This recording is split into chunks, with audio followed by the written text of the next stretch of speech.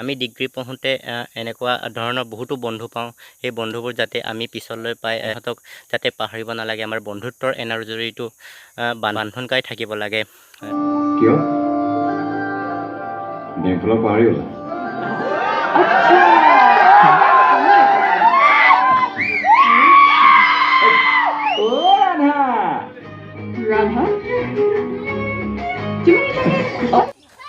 নমস্কাৰ বন্ধুসকল, লাগাছো ব্লগৰ আন এটা ভিডিঅ'লৈ আপোনালোকক সকলোকে স্বাগতম জনাইছোঁ। বন্ধুসকল, আজি হৈছে 4 নৱেম্বৰ। আপোনালোকে সকলো অসমবাসী ৰাইজেই জানেই চাগে যে আজিৰ দিনটোত আমাৰ নয়ন নিলিমদাৰ বন্ধু চিনেমাখন ৰিলিজ কৰিছে। তো আজিৰ বন্ধু চিনেমাখন মই আমাৰ বিপুৰীয়াৰ এৰণা হলত দুটা শ্ব' কৰিছে। ইয়াৰে ভিতৰত দুটাত এটা শ্ব' কৰিছে, এটা 7টাত কৰিছে। তো এই দুটাৰ ভিতৰত মই দুটাত টিকেট ল'বলৈ যাওঁতে তাত টিকেট নাপালোঁ, কাৰণ টিকেট অলৰেডি দুটাৰটো ডাইৰেক্ট বুক হৈ গৈছিলে। তাৰপিছত মই আপোনাৰ 7টাৰ টিকেটটো ল'লোঁ। আপোনালোকক 7টাৰ টিকেটত গৈ মই মোৰ ভিডিঅ' দেখুৱাম, আপোনালোকে সকলোৱে চাই থাকিব। বন্ধুসকল, মই আপোনালোকক অলপ আগতে কৈছিলোঁ যে মই আমাৰ বিপুৰীয়াৰ প্ৰেৰণা হলত কেনেধৰণৰ পাতিছে বা কেনেধৰণে মানুহৰ ভিৰ সমাগম হৈছে নাই, ইয়াৰ ওপৰত মই আপোনালোকক দেখুৱাম বুলি কৈছিলোঁ। তো কালি বিশেষভাৱে ভিডিঅ' বনাব নোৱাৰিলোঁ। তো আজি মই বন্ধুৰ বিষয়ে অলপ ক'ব বিচাৰিছোঁ। আমাৰ বিপুৰীয়া প্ৰেৰণা হলত কালি দুটা শ্ব' পাতিছিলে। ইয়াৰে ভিতৰত 1টা বজাত এটা পাতিছিলে, তাৰপিছত 7টাত এটা শ্ব' পাতিছিলে। তো আমি 7টাটো চালোঁ।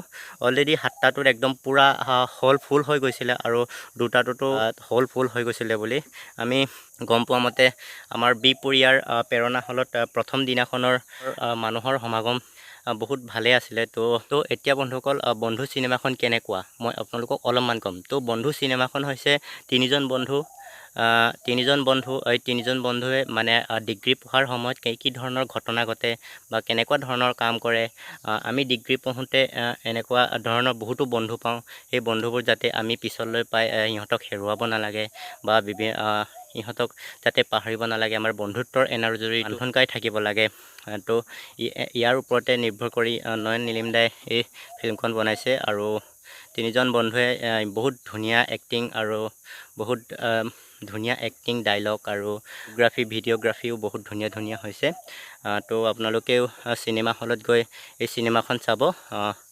লগতে চাই মেলি কেনেকুৱা পালে মোক নিশ্চয় কমেণ্ট কৰিব। মই আপোনালোকক নিশ্চয় ৰিপ্লাই দিবলৈ চেষ্টা কৰিম। তো আপোনালোকে একবাৰ চিনেমা হলত গৈ চিনেমাখন চাওক, তেতিয়াহে আপোনালোকে গম পাব যে এই চিনেমাখন কেনেকুৱা। তো যাওক, এবাৰ কাটি চাওক। মই ভাবোঁ এই চিনেমাখন ৰত্নাকৰ, কাঞ্চনজংঘা এইবোৰ চিনেমাৰ চেৰ পেৰাই এই বন্ধু চিনেমাখন এইবছৰ বহুতো আগবাঢ়িব বুলি মই আশা কৰিছোঁ। কাৰণ এইখন চিনেমাৰ কাৰণে যেনেকুৱা ধৰণে চিনেমাৰ প্ৰমোশ্যন কৰিছিলে, সেইমতে অল অসমত ভাইৰেল হ'ব লাগে। তো ময়ো আশা কৰিছোঁ এইখন চিনেমা নিশ্চয় ভাইৰেল হ'ব। সেয়াই, আপোনালোকে মোৰ ভিডিঅ'টো কেনেকুৱা পালে প্লিজ চেনেলটো ছাবস্ক্ৰাইব কৰি দিব, লগতে বেল আইকনটো প্ৰেছ কৰি দিব। এতিয়া মই বন্ধুৰ চিনেমাৰ অলপমান ক্লিপ আপোনালোকক দেখুৱাবলৈ চেষ্টা কৰিছোঁ। তো আপোনালোকে এই ক্লিপটো চাওক। বন্ধুবোৰৰ সৈতে হাঁহি ধেমালিৰ মাজত আমাৰ কলেজীয়া দিনবোৰ শেষ হ'ল।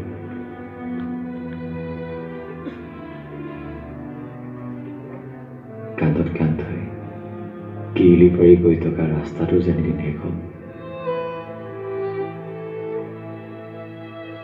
কিন্তু আচলতে কি জানা, ৰাস্তা কেতিয়াও শেষ নহয়। য'ত শেষ হোৱা যেন ফিল হয়, তাত নতুন ডাইৰেকশ্যনত আকৌ এটা নতুন ৰাস্তা আৰম্ভ হয়। আৰু আমি যদি ইমোচনৰ চুম্বকৰ আকৰ্ষণেৰে আগবাঢ়ি নাযাওঁ, তেতিয়া আমাৰ জীৱনটো তাতেই ৰৈ যাব।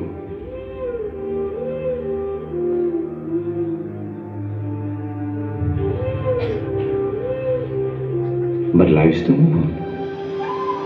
So আমিও নিজৰ ৰাস্তাৰে আগবাঢ়ি গ'লো। আৰু পৃথিৱীখন যিহেতু ঘূৰণীয়, গতিকে ৰাস্তাবোৰ এদিন আহি আকৌ পূৰ্বজ হৈ নহয়।